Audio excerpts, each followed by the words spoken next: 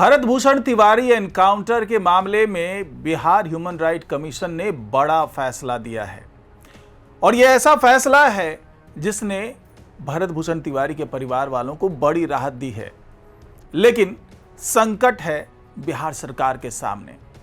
तो आखिरकार human right commission को क्यों ऐसा लगता है कि भरत तिवारी के परिवार वालों को राहत दी जानी चाहिए, उनको मुआवजा दिया जाना चाहिए, और क्या उनके इस निर्देश से या कह लें कि सुझाव से बिहार सरकार की मुश्किलें बढ़ने वाली है? क्या सीधे सीधे ये न्यायिक जांच से पहले ये लगभग तय हो गया है कि जो भी हुआ वो बहुत गलत हुआ, गैर कानूनी तरीके से हुआ?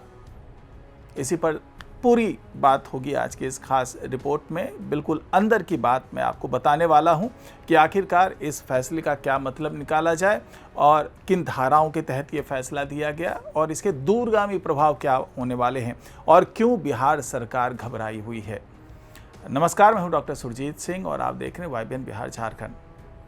तो जी हाँ, BHRC यानी कि बिहार ह्यूमन राइट कमीशन ने जैसे ही ये सिफारिश भेजी बिहार सरकार के पास कि भाई आपको अंतरिम मुआवजा देना पड़ेगा, यानी कि एक्स ग्रेसिया की बात की है, और ये अंतरिम मुआवजा क्या होगा ये भी तय करने का अधिकार बिहार सरकार को दिया गया, क्योंकि जो क्षति हुई है वो क्षति अपूर्णीय है। और जिस तरीके से ये पूरा मामला तूल पकड़ता जा रहा है उसमें BHRC का ये फैसला जो है अपने आप में बहुत बड़ा, मतलब कह सकते हैं कि मील का पत्थर साबित होने वाला है। तो क्या ये मान लिया जाए कि बिहार सरकार न्यायिक जांच तो करती रहेगी, उससे पहले फैसला आ गया है कि एनकाउंटर सही मायने में बहुत ही गलत हुआ है? तो पहले इसको समझिए कि आखिरकार किन धाराओं के तहत ये फैसला दिया गया। तो जो बिहार मानवाधिकार संरक्षण आयोग है उसने साफ तौर से ये कहा है कि ये मानवाधिकार संरक्षण अधिनियम 1993 के 18C जो धारा है उसके तहत ये आदेश दिया गया है। अब ये मानवाधिकार संरक्षण अधिनियम 1993 18C है क्या, इसको समझिए थोड़ा सा। दरअसल ये वो धारा है जिसके तहत मानवाधिकार आयोग को ये आजादी दी गई है, अधिकार दिया गया है कि अगर कोई पीड़ित है, कोई परिवार पीड़ित है, उसके यहाँ इस तरह की दुर्घटना हो जाती है तो क्या सही है क्या गलत है इसका फैसला तो बाद में होगा, लेकिन तुरंत अंतरिम मुआवजा उस परिवार को मिल जाना चाहिए। और किस आधार पर दिया ये? तो आयोग ने बताया कि उनके पास पोस्टमार्टम की रिपोर्ट आई और जिसमें यह बताया गया है कि भरत तिवारी को गोली लगी और उसमें ज्यादा खून बहा और शॉक के कारण यानी सदमे के कारण उसकी मौत हुई है। तो ये तो तय हो गया कि गोली लगी है, खून बहा है और शॉक के कारण मौत हुई। इतना आधार काफी होता है इस अधिनियम को, जो 18C धारा है उसको लागू करने के लिए, और इसी धारा के तहत जो है ये आदेश दे दिया। अब सवाल ये उठा कि अगर इसे अंतरिम मुआवजा मिलेगा भरत तिवारी के परिवार को तो इसका साइड इफेक्ट क्या होगा? क्या लोगों में ये एक तरीके से मैसेज जाएगा कि जो हुआ वो गलत हुआ, एनकाउंटर पूरी तरीके से फर्जी था? तो जब ये चीजें हुई तो बिहार सरकार ने अपना पक्ष रखा कि अभी न्यायिक जांच चल रही है, इस न्यायिक जांच को पूरा हो जाने दीजिए, उसके बाद हम कोई अपना पक्ष रख पाएंगे। तो मानवाधिकार आयोग ने सीधा सीधा कहा कि हम इसमें आपको कोई जिम्मेदार नहीं ठहरा रहे, आपको गलत साबित नहीं कर रहे, बल्कि हम तो मानवाधिकार संरक्षण अधिनियम 1993 18C के तहत ये फैसला दे रहे हैं, ये प्रावधान कर रहे हैं, तो ये तो आपको मान लेनी चाहिए। तो बिहार सरकार का ये पक्ष था कि ठीक है आपकी सारी बातें सही है, लेकिन हमें अपना पक्ष रखने के लिए तो थोड़ा सा समय देंगे। तो उन्होंने कहा कि भाई 2 सप्ताह का आप हमें समय दीजिए, हम अपना पक्ष आपके सामने रखेंगे, उसके बाद जैसा जो विचार होगा वैसा उसके हिसाब से हम आगे काम करेंगे। तो अब अगली सुनवाई जो है वो 3 अगस्त को निर्धारित कर दी गई है कि 3 अगस्त को ये सुनवाई होगी, उसमें सब कुछ साफ हो जाएगा। अब यहां पर नया ट्विस्ट ये कि भाई आपने पहले भी सुना होगा कि कई एनकाउंटर होता है, हाफ एनकाउंटर होता है, तमाम तरह की चीजें होती है, तो उसमें इस तरीके से अंतरिम मुआवजा देने की बात क्यों नहीं होती है? क्योंकि वहां पर भी तो सही गलत क्या है नहीं है वो तो बाद में तय की जाती है, कोर्ट तय करता है। कई मामले में कोर्ट ने संज्ञान भी लिया, लेकिन उन मामलों में बीएचआरसी ने कोई इस तरह से अंतरिम मुआवजा देने की बात कही नहीं।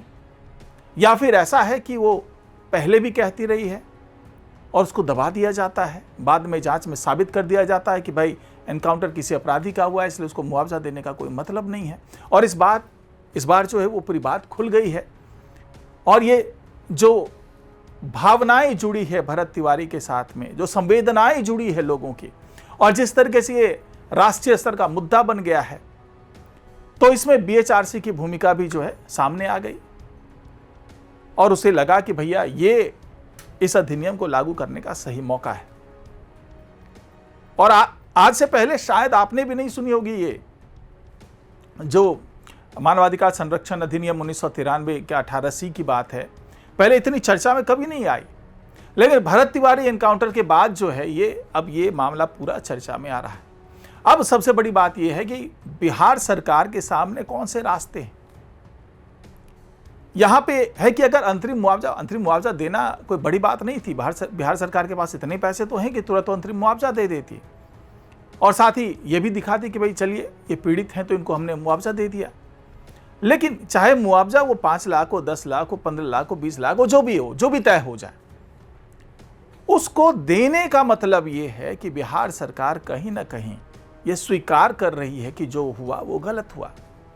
इससे पहले अशोक चौधरी भी वहां पहुंचे थे, जेडीयू की तरफ से मंत्री हैं, चिराग पासवान भी पहुंचे थे, केंद्रीय मंत्री हैं, और दोनों ने कह दिया कि भैया ये जो है लगभग ये हत्या जैसी बात है, ये एनकाउंटर तो हुआ ही नहीं, फर्जी एनकाउंटर हुआ है। तो उसके बाद से पहले से ही सम्राट सरकार जो है वो दबाव में थी। उसमें से बीएचआरसी का ये आदेश अब ये साबित करने के लिए काफी था कि जो कुछ हुआ वो बिल्कुल गलत हुआ, और इससे न्यायिक जांच जो चल रही है उस पर भी असर होगा। यही वजह है कि बिहार सरकार हर कदम अब फूंक फूंक कर रखना चाह रही है। उधर अलग अलग पक्ष आ रहे हैं। जीतन राम मांझी का कहना है कि भाई पुलिस अधिकारियों के साथ गलत हो रहा है, और भरत भूषण तिवारी के परिवार वालों का कहना है कि जितने अधिकारी हैं सबके खिलाफ कार्रवाई होनी चाहिए। आज अल्टीमेटम का आखिरी दिन है।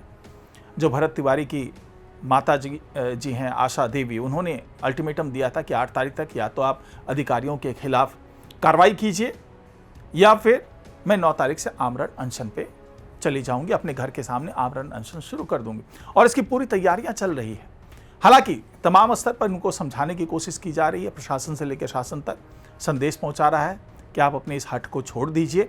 न्यायिक जांच के बाद दूध का दूध, पानी का पानी हो जाएगा और उसके आधार पर कार्रवाई भी की जाएगी। लेकिन उससे पहले सीधे सीधे कार्रवाई कर देना ये जांच प्रक्रिया को भी प्रभावित करेगा।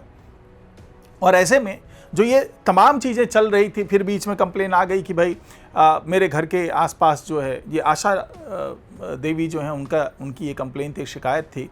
डीएसपी जगदीशपुर के पंकज कुमार मिश्रा वहाँ पर गए भी थे, विजिट भी किया था। उनको बताया था उन्होंने कि भाई एक बिना नंबर प्लेट की गाड़ी है जो कि उनके घर के चक्कर लगा रही है, उनसे बहुत खतरा है। हालांकि 5 पुलिसकर्मियों की वहाँ तैनाती कर दी गई इन सब चीज़ों को लेकर के। तो धीरे धीरे जो सेंटिमेंट्स हैं वो भरत भूषण तिवारी के परिवार वालों की तरफ लोगों का भी हो रहा है, नेताओं का भी हो रहा है, विपक्ष के नेता हैं उनका भी हो रहा है। तो ऐसी स्थिति में अब एनएचआरसी ये जो बीएचआरसी जो है उसका ये फैसला आना अपने आप में एक बड़ा संकेत है। और ये भी बताया जा रहा है कि जानबूझ करके मानवाधिकार आयोग ने इस तरह से सिफारिश की है, क्योंकि वो सिफारिश कर सकती है, निर्देश या आदेश नहीं दे सकती कि ये मानना ही होगा सरकार को। वो सिफारिश कर सकती है, उस सिफारिश पे जो है बिहार सरकार अपने हिसाब से अपना पक्ष रखेगी। तो कुल मिलाकर के अब ये जो मामला आया है उससे अब बिहार सरकार की मुसीबतें तो बढ़ती नजर आ रही है, लेकिन भरत भूषण तिवारी की जो परिवार है उसको राहत मिलने की गुंजाइश लग रही है। और अगर इस बात पे सहमत हो जाती है बिहार सरकार, जो कि 3 अगस्त को समझ में आएगा, तो एक बड़ी जीत कह सकते हैं वो भरत तिवारी के परिवार को मिल जाएगी। फिलहाल आज की रिपोर्ट में इतना ही। नमस्कार।